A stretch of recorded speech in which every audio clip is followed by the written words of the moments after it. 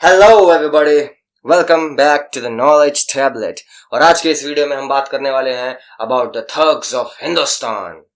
No, not like that, वो flop movie की तरह नहीं, सॉरी। या more like the smart guy. या ओके, सो ओके, तो ठग्स बेसिकली हिंदुस्तान के थग्स काफी लंबी सदियों से जो हमारे भारत में रहे, जिनकी वजह से ये ठग वर्ड जो आया है, यू नो।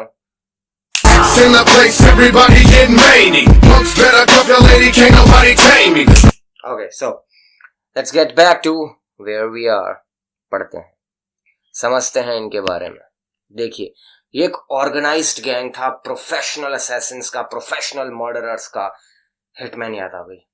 वर्ल्ड के पहले माफिया भी कुछ लोग इनको कहते हैं। Wow, sorry, I don't know if I should be saying wow.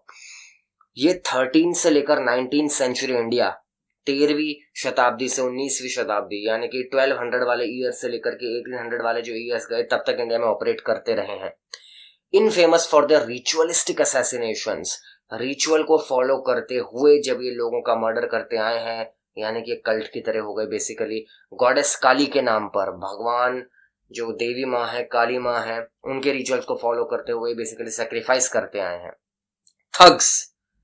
ठग इनका नाम पड़ा, जो कि फिर धीरे धीरे इंग्लिश लैंग्वेज में पास ऑन हो गया। अब थग्स लाइफ एंड ऑल, सब लोग ओ माय गॉड बनाते फिर रहे हैं। आगे बढ़ते हैं। तो Thuggees worked by joining groups of travellers. ये क्या करते थे उस टाइम में, जैसे आपको पता है कि भाई अब ट्रांसपोर्ट वगैरह के साधन ज्यादा नहीं होते थे, तो लोग बैलगाड़ी वगैरह, घोड़ा गाड़ी वगैरह इनसे जा रहे होते थे, जंगलों को क्रॉस कर रहे होते थे।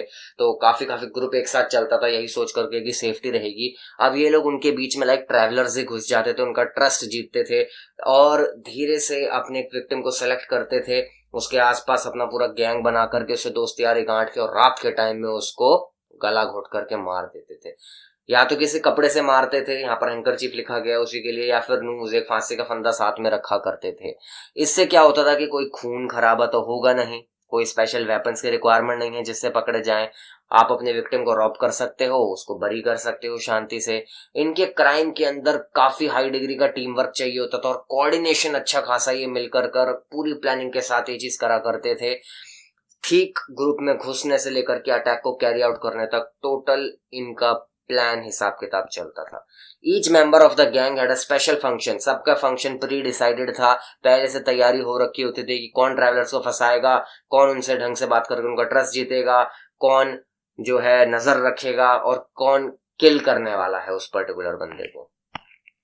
कुछ एस्टिमेट्स का ये भी कहना है कि Thuggees were responsible for 2 million deaths, 20 lakh. You gotta be kidding me. You're kidding me. No, I'm not joking. Right? Come on. Are you kidding me? I'm not kidding. Okay. So, आप देखिए यहाँ पर एक फोटो है, इंडियन एनकैंपमेंट ऑफ ठगीज 1857। यहाँ पर दिखाया गया है कि ऐसे जैसे ये सारे के सारे ठग्स दिखाए गए हैं, किस हिसाब से अपना कैंप सेटअप करके रहते थे। इसमें मेल फीमेल दोनों ही दिख रहे हैं, आपको देखने में लगेगा एकदम नॉर्मल लोग हैं, पर अंदर क्या चल रहा है आगे देखते हैं। पहला नोन इनका जो रिकॉर्ड है, रिटन रिकॉर्ड, वो जियाउद्दीन बरानी की हिस्ट्री ऑफ फिरोज शाह के अंदर है, जो 1356 अराउंड में लिखी गई थी। ऑल्दो ये जो ठग्स थे, ये 7 मुस्लिम पुश्तों से जो है बताए जा रहे हैं कि इनका लीनियज चली आ रही थी, लेकिन हिंदूज भी इसके अंदर जो है इन्वॉल्व थे, बिकॉज काली माँ की बात करी गई है। लेकिन अब ये कॉन्ट्राडिक्शन हो गया, क्योंकि एक तरीके से वो बिलीव कर रहे थे कि देवर हेल्पिंग गॉडेस काली, कि वर्ल्ड के बैलेंस को, गुड और इविल को बना करके रखा जा सके, तो वो अपनी तरफ से देवर साइकोलॉजिकली जस्टिफाइड कि हाँ, हम जो काम कर रहे हैं वो सही काम कर रहे हैं। लेकिन मुस्लिम भी थे, तो काली माँ के लिए कैसे? एनीवे, तो एविडेंस ये भी है कि सारे के सारे जो ठगी असैसिन्स थे, उन सब का सुपरस्टिशंस, उन सब के रिचुअल्स सेम थे, तभी तो उनको कल्ट कहा गया, तभी तो एक सेक्ट कहा गया। ये भी कहा जाता है उनकी खुद की एक स्पेशल लैंग्वेज उन्होंने बना रखी थी, रामसी नाम की, और कुछ स्पेशल सिंबल्स थे जिससे वो एक दूसरे को कांटेक्ट कर सकते थे। भारत के किसी भी कोने में ये एक दूसरे को पहचान सकते थे और एक दूसरे की सीक्रेट लैंग्वेज में बात कर सकते थे, प्लानिंग कर सकते थे, अपना काम कैरी ऑन कर सकते थे। They were also bound by a set of rules. अब इनके कुछ रूल्स थे, कुछ नियम थे जिनको फॉलो करते थे, जैसे कि आप किसी से भी उसका सामान नहीं चुराएंगे जब तक आप प्रॉपर रिचुअल से उसको जान से ना मार दें। Wow, sorry, I mean not wow.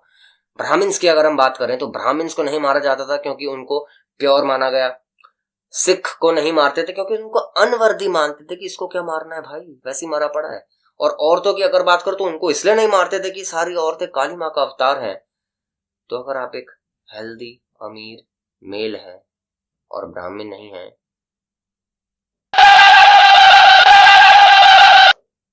आगे बढ़ते हैं।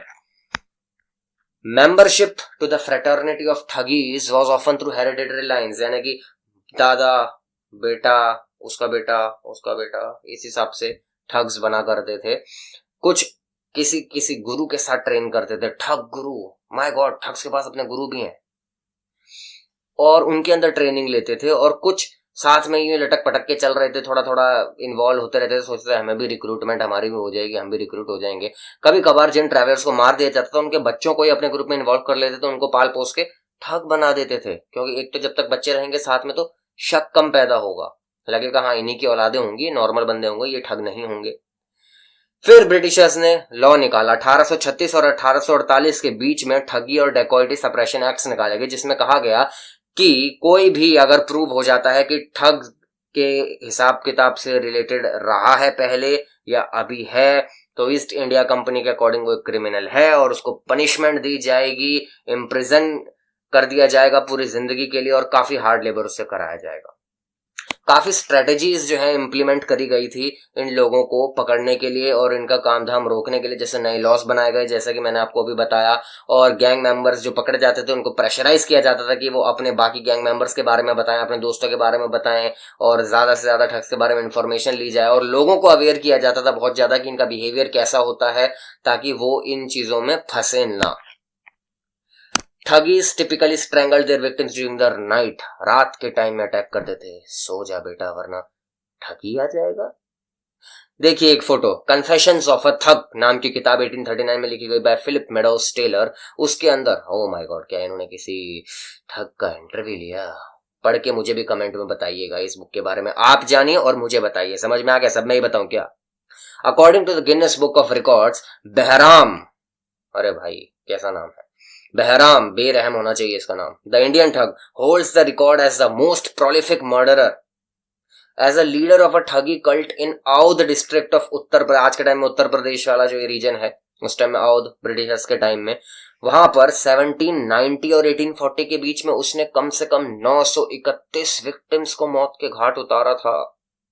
उसके अरेस्ट के बाद 1840 में उसे और उसकी पूरी फैमिली को एग्जीक्यूट कर दिया गया जबलपुर में। तो दोस्तों मैंने आपको बता दिया है यहाँ पर ठगी के बारे में, काफी इंटरेस्टिंग टॉपिक था, इसके बारे में और ज्ञान लीजिए आप, और ऐसे ही इंटरेस्टिंग टॉपिक्स मैं आपके लिए लाता रहूंगा।